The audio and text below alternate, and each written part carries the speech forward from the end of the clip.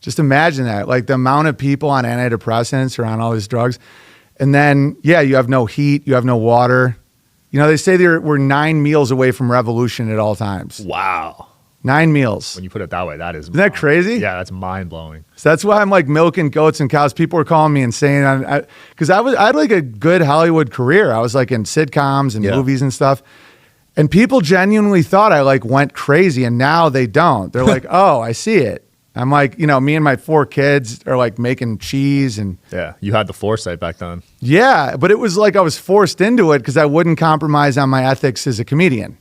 So I'm like, I have to do my job properly. They're like, well, then you're not allowed to make money doing this, and you have to wear a mask. I'm like, I'm never wearing a mask. I never wore one once. And then it's like, oh, you can't go in the grocery store. I'm like, how do you grow food? You know, and I just did. Now we have 100 chickens and alpacas and cows and goats and ducks. And my kids living like at a Norman Rockwell painting, you know? Yeah, that mask programming was well put together, man. It's crazy. They got a lot of people on that one.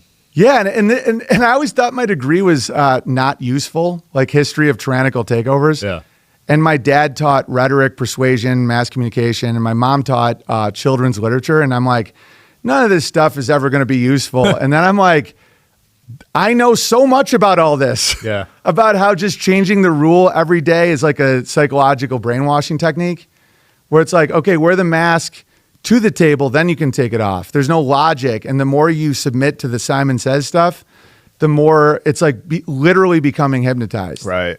And there was levels to that. They were saying microchips were planned, you know? Yeah, totally. So they had a whole plan. It seemed really planned out, honestly. Yeah. Like, it seemed like they were planning that for years. And I think they failed at the big goals. I think social media helped, right? Absolutely. It doesn't take a lot. That's the story of Sodom and Gomorrah. It's like, show me 10 and I won't burn the city. Show me 5. It has to get down to where like everyone's in, or else they have to bail. Yeah. Because it's like, this is a free will realm. It helps me not have victim consciousness, where it's like our free will and our consciousness always requires that, like, I'm in. Yeah. Even if it's subtle.